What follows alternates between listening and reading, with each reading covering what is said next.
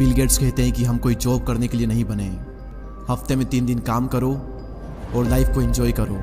लेकिन इन्फोसिस के फाउंडर नारायण मूर्ति कहते हैं कि इंडिया के यूथ को हफ्ते में 100 घंटे काम करना चाहिए।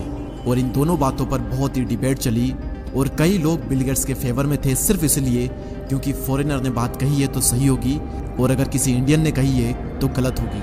अब सवाल यहाँ पर यह आता है कि मैं किसके साथ हूँ। मैं 100% नारायण मूर्ति जी के साथ हूँ। इसलिए नहीं क्योंकि वो इंडिया से और मैं इंडिया के साथ हूँ, बल्कि इसलिए क्योंकि मुझे भी यही लगता है कि इंडिया के यूथ को हफ्ते में कम से कम 100 घंटे काम करना चाहिए अगर वो देश के हित में काम करना चाहते हैं और अपने लिए और अपने देश के लिए कुछ बड़ा करना चाहते हैं। और अगर आपको भी यही लगता है कि बिल गेट्स एक फॉरेनर है तो उनकी बात सही होगी, so let me tell you, Elon Musk भी यही कहते हैं कि यूथ को 100 घंटे काम करना चाहिए हफ्ते में, हद पार मेहनत करनी चाहिए यूथ को।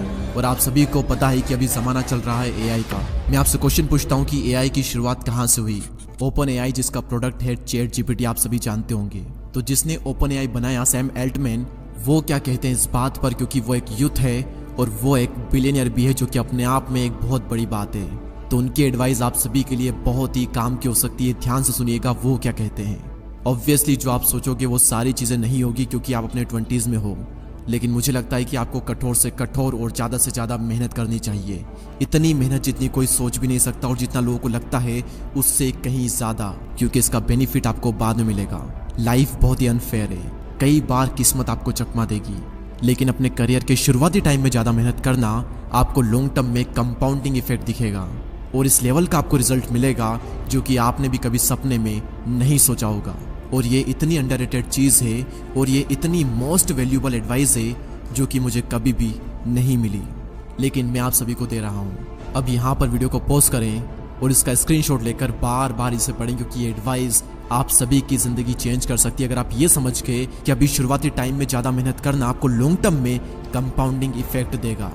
आप एक बात हमेशा याद रखना कि हद पार मेहनत करोगे तभी जाकर हद पार सफलता मिलेगी, हद पार संघर्ष करोगे तभी जाकर के हद पार कामयाबी मिलेगी। सपने औकात से बड़े देखते हो लेकिन अपनी औकात ही नहीं बनाते आप। पहले अपनी औकात बनाओ। इस लेवल का डेडिकेशन, इस लेवल की मेहनत अपने काम में डाल दो जो कि आज तक कोई भी नहीं डाल पाया। अरे उन लोगों से अपने आप को कंपेयर मत करो जो कि आपके आसपास है। अगर चिंदी से लोगों से कंपटीशन रखोगे तो जल्दी से खुश होकर सेटिस्फाई हो जाओगे और ज़्यादा कुछ बड़ा नहीं कर पाओगे। अपना कंपटीशन रखो उन लोगों से जो कि आपकी फील्ड में टॉप पर है, या फिर अपना कंपटीशन खुद को बनाओ कि कल का रिकॉर्ड आज तोड़ दूंगा और आज का रिकॉर्ड कल तोड़ दूंगा। हर दिन बेहतर बनूंगा, हर दिन अपने आप को हराऊंगा।